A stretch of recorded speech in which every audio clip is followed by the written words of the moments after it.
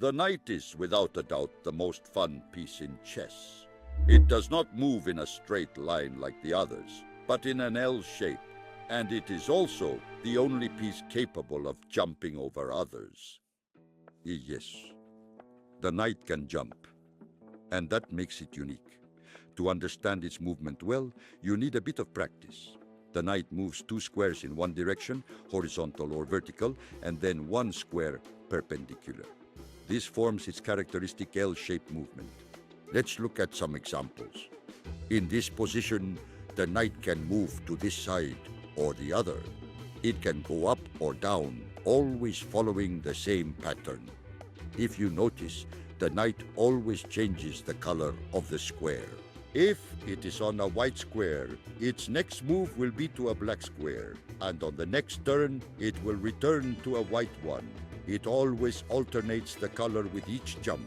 Another important thing, since the knight can jump over other pieces, it doesn't matter if there is something in its way.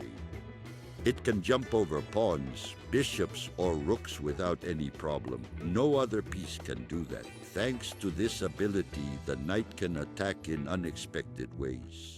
That's why it is an ideal piece for tactical surprises and combinations. More than 1,000 years ago, there was already the cavalry in chess. That piece symbolized speed, leap, and surprise.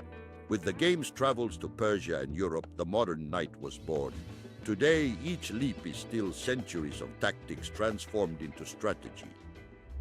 In terms of points, the knight is usually valued at 3 points, the same as the bishop, but its practical value depends on the position. On closed boards or with many pieces blocking lines, the knight often surpasses the bishop. On open boards, bishops can gain an advantage due to their long reach. So remember, 3 points in theory, but its real value changes with the position. Develop the knight towards the center, a knight on c3 or f3 for black controls many squares. More mobility, more threats.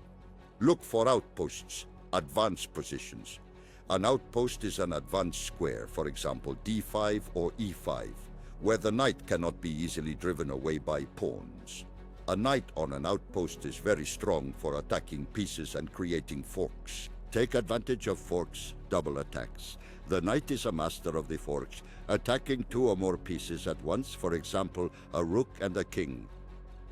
Always be alert to those tactical opportunities. It excels in closed positions. When the board is blocked by pawns, the knight shines, jumps over, and finds paths where bishops cannot pass. Do not put it in the corner. A knight in the corner has very little reach. Try to relocate it to central squares or to an outpost.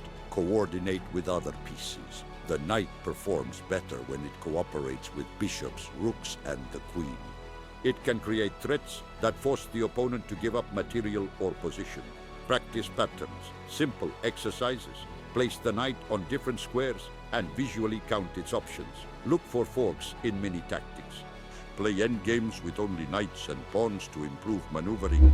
Now that you know its movement, its history, its value, and the best ways to use it, it's your turn to practice. Place a knight in the center, count its jumps, look for forks, and try to create an outpost. The knight not only jumps, it jumps over expectations.